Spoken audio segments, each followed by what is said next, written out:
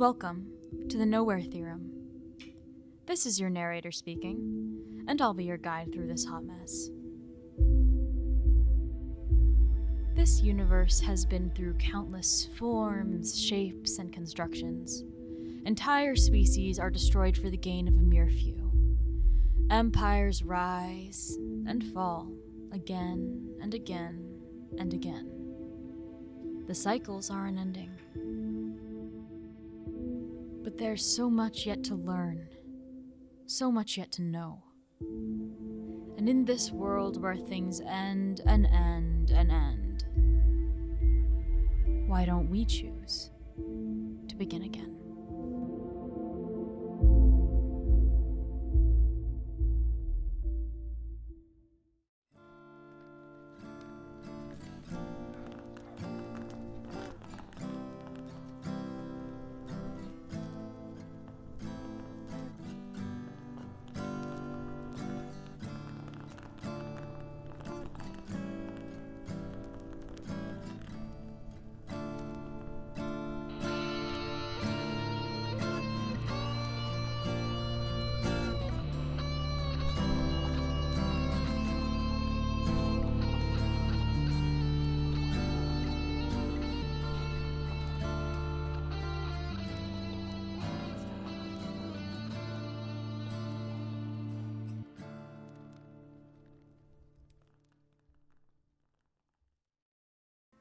Ica, a desert planet filled with little lakes of this smoking acidic liquid. It's the kind of stuff that has such a strong smell, it makes you question whether you've actually smelled anything before. The people here call it the source, and given the fact that it's the major source of energy for half the upper class population of the known universe, it's a pretty accurate name. People don't really like to think about what actually happens on Ica. Most remain blissfully ignorant, while others, well, don't. This is where we begin. See, here on this planet, in this desert, is a boy. He's heading to work, and he reaches towards an empty bucket with a scarred hand covered in the burned attempt at protective wrapping. He's thinking to himself right now. Let's listen in for a bit.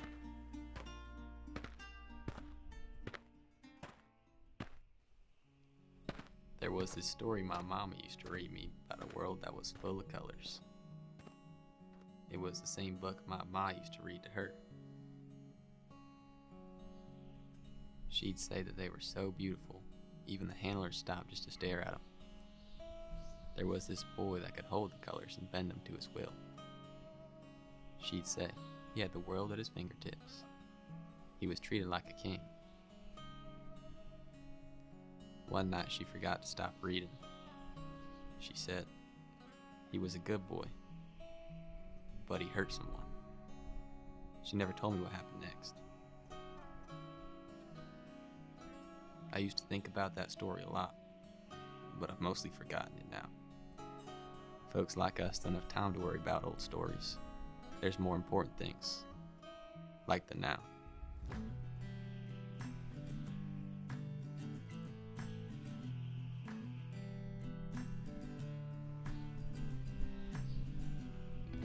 As previously detailed, this boy, Aiden, is on his way to work.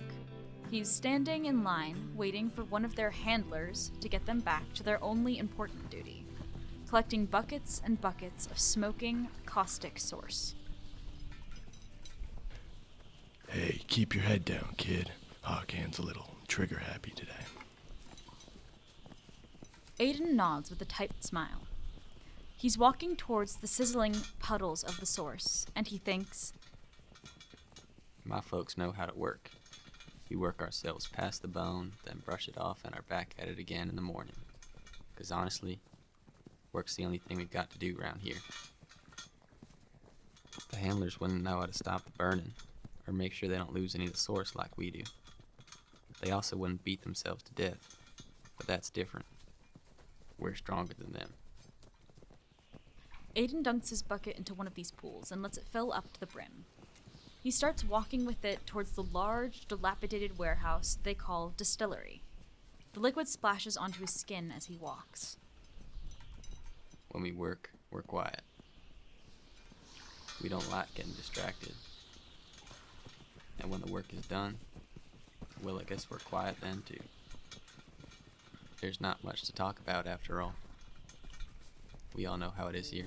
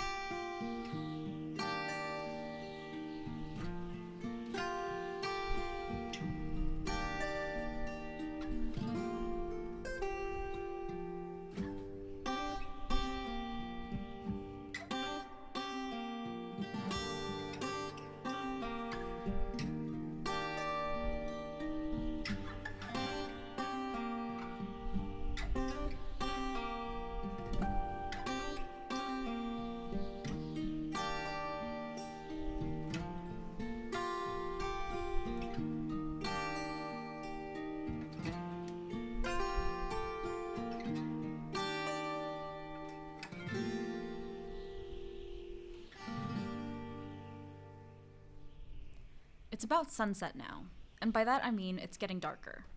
You may have some twisted notion that sunset involves certain things, such as color. You should probably reevaluate that thought.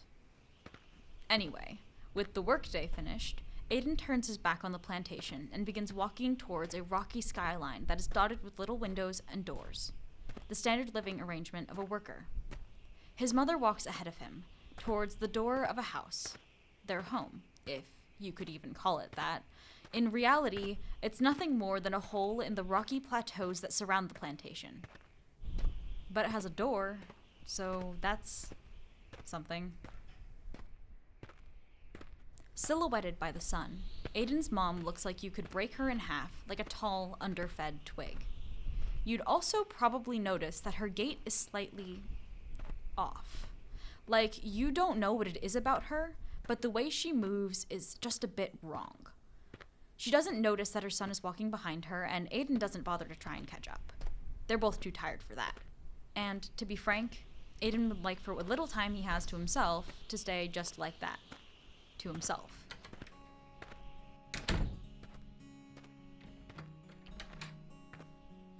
Hi, Mama, good day? You know, darling, there's so much light in this world. I know, Mama. Aiden sighs as he collapses on the couch. It's covered with the same rough fabric that makes up all the clothes on the plantation, and it has the kind of cushions that seem to have this vague but incomplete notion of softness. In that way, it's not unlike his people at all. Aiden closes his eyes. His mother's hand brushes his shoulder. There's something you could notice if you looked long enough at Aiden's mother. She moves around, makes polite conversation, all the things she's supposed to do, and that fools a lot of people. Most people, really. But then again, no one watches her like Aiden does. It's not the kind of thing you'd notice by watching her work. But if you look just there, behind the eyes, maybe you'd see the way they seem somehow perpetually out of focus, glazed over. Aiden knows this. He thinks, My Mama's not entirely there sometimes. That's not her fault, though. Aiden looks down. His mother's hand is unwrapped in her lap. There, nestled among the numerous silvery scars, is a dark, bleeding mark. Aiden bends and reaches for the salve they always use for this sort of thing. It's painted with little flowers on a vine, making a cage around the glass as though covering it with such beauty could dull the pain caused by its use. The sharp, cold scent infects the air of their home as he twists it open. The gel coats the skin on his fingertips with its familiar, sterile sweetness. Aiden's always hated that. Aiden makes quick work of it, spreading the salve thin, rewrapping the wound with the same stained cloths as always. He wipes the lingering gel in his pants and pushes himself off the couch, crossing the house into the kitchen.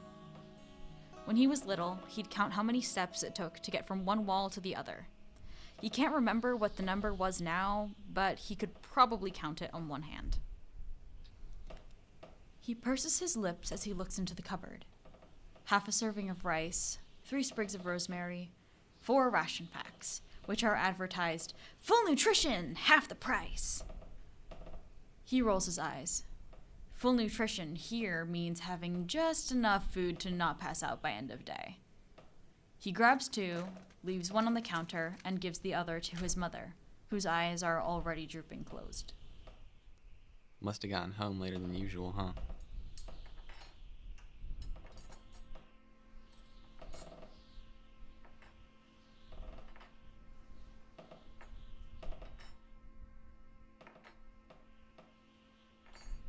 Hey, kiddo. Hmm? Don't forget to water Nolan. Okay, Mama. Aiden thinks, We do it again and again. The handlers think the routine is good for us. I think I'll let them believe that for a little longer. But the truth is, the longer they keep us like this, the angrier we get.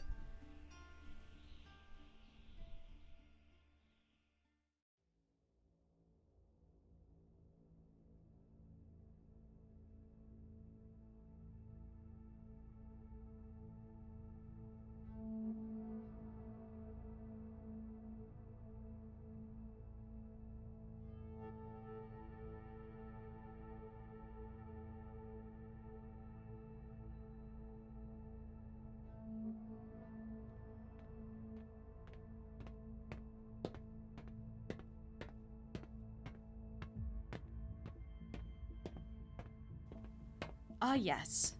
Here we are. Okay, so what you're seeing right now is one of the many interior hallways that makes up the near Labyrinth that is Military Moon Base 7781. Oh, and we have a new friend.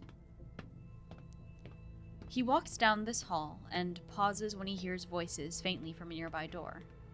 He presses his face up to it, trying to hear every word and looking rather a fool while doing so. That's Kitrin for you, I suppose. He hears, "But Ica's our biggest supplier of the source." I mean, their methods may be kind of unethical, but are you certain you... Yes, I'm certain. The conductor turns his back to the 2 soldiers. They're his right hand reserve, but that certainly doesn't mean they have the right to question his judgment. At least, that's what he thinks. He had hoped the situation would have handled itself. His fingers brush over the photo that's folded up in his coat pocket. He tries to take a steadying breath, but just ends up gritting his teeth. He closes his eyes and thinks, This would not be an issue if they hadn't let her run off like a field mouse in a forest fire. The conductor addresses his soldiers. She knows too much for her own good. He turns towards them with measured movement. They never know their cue to leave, do they? He seems to try and burn them with his eyes, but manages to wrangle his voice into its usual calmness. Why are you still here? Get out. Yes, sir. Kitrin notices the door begin to open, and naturally breaks into a run. He did not need to see those 2 right now.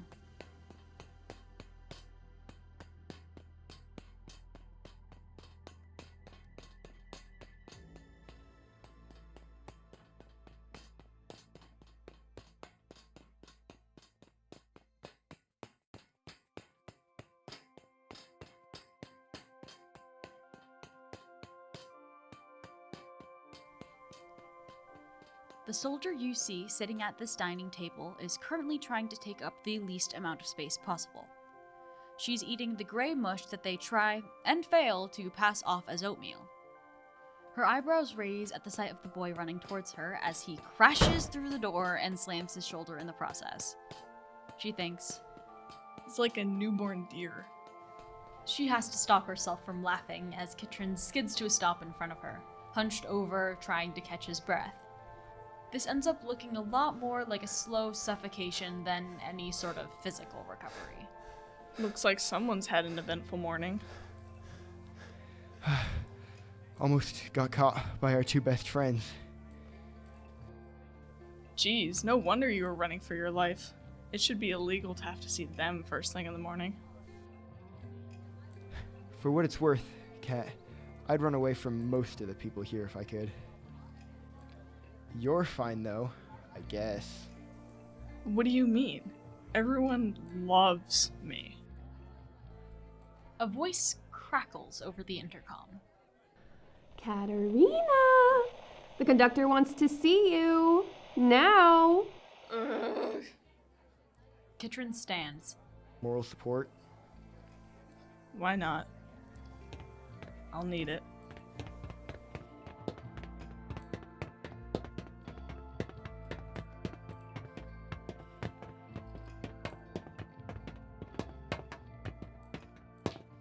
Oh, great. Our favorites are here. Look who it is, Lex. Employee of the month. The conductor's gonna have fun with you. The soldier, Lex, notices Kitrin. Ugh, you're here too? And Boss was having such a good day, wasn't he, Briggs? You know, when I see your faces paired together, it makes you wanna, throw up a little. But then I realize that only you two could disgust me that much. And you know, I gotta respect it. Oh, I feel the same way about you. Oh, Briggs, don't mock them. It's not their fault they look like that. Well, maybe a little. You better hurry along now. Boss doesn't like it when people are late. Lex begins to saunter away and looks over her shoulder back at Katerina. Bye-bye now, darling. It's fine, Kitrin. Let's just get this over with.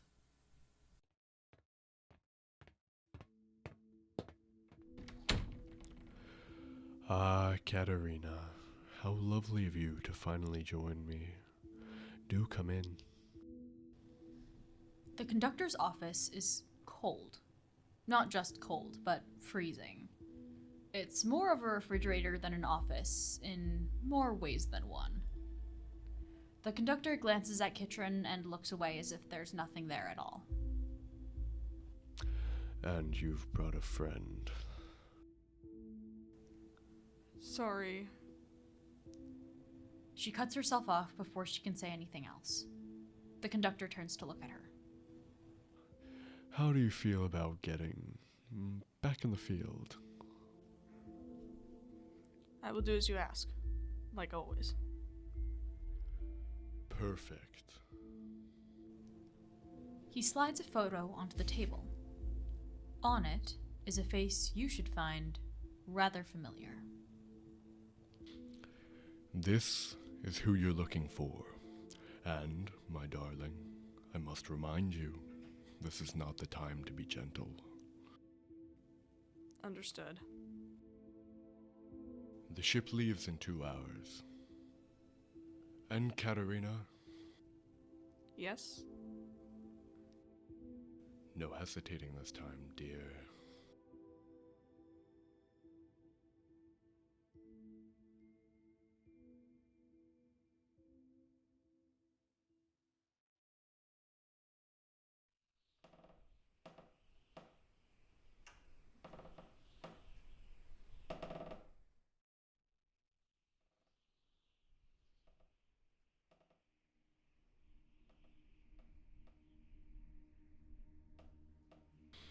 By order of the Interplanetary Military Alliance, this planet and its people are subject to annexation for execution of war crimes in accordance with the most recent civil decrees established earlier this morning.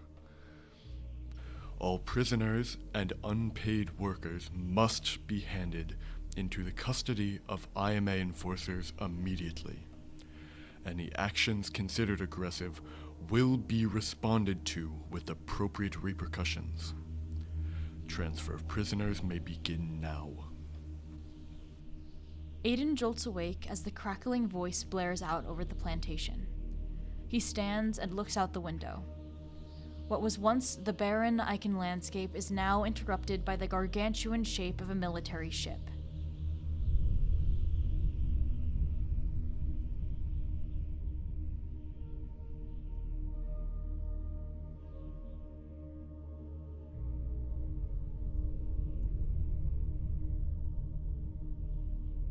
Our warrior stands in the washroom of the ship. She tries to forget her purpose here, fails, and tries again. She frees her hands from the bandages that she usually uses to hide her skin, and glances at the bones there. You would notice that her flesh is covered in black, vein-like lines. She looks away and pushes her hands beneath the steady stream of water. Katerina would say she does exactly what she is told to do. Nothing more. Nothing less, either. But she chooses not to think about that.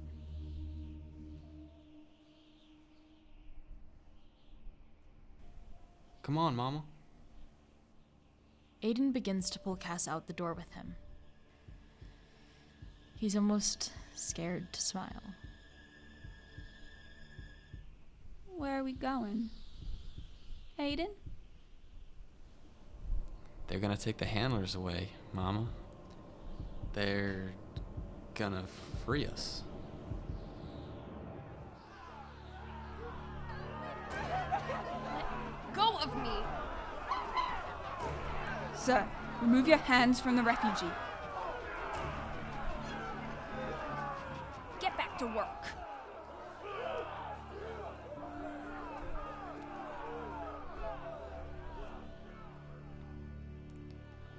You must understand. The handlers are of the worst sort. They want labor, and they want it fast, silent, and cheap. Free, if they can get away with it. They take the hurting, and they make them hurt more. They house the homeless with lies of unattainable prosperity. So, naturally, at the threat of their source of revenue being taken away, well, you know how it goes. This kind of thing litters itself through history. Don't let them. Release the worker, and we will not resort to violence. Aiden's eyes are wide. He's frozen in place as his neighbors are being pulled apart like dog toys between two sides of a battle they never asked to be a part of.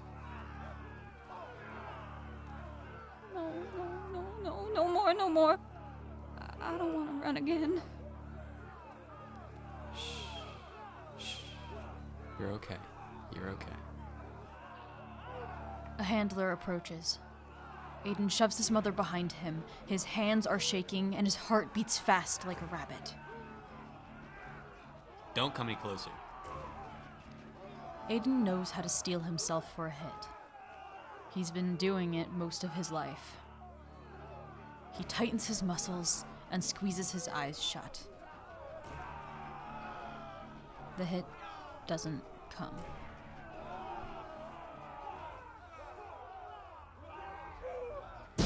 Black veins explode outward, slithering, snaking towards the noises of battle and choking them out. They surge up and under the skin of the handlers, twisting their insides, cutting off circulation. There is a collective thud as they all fall to the floor.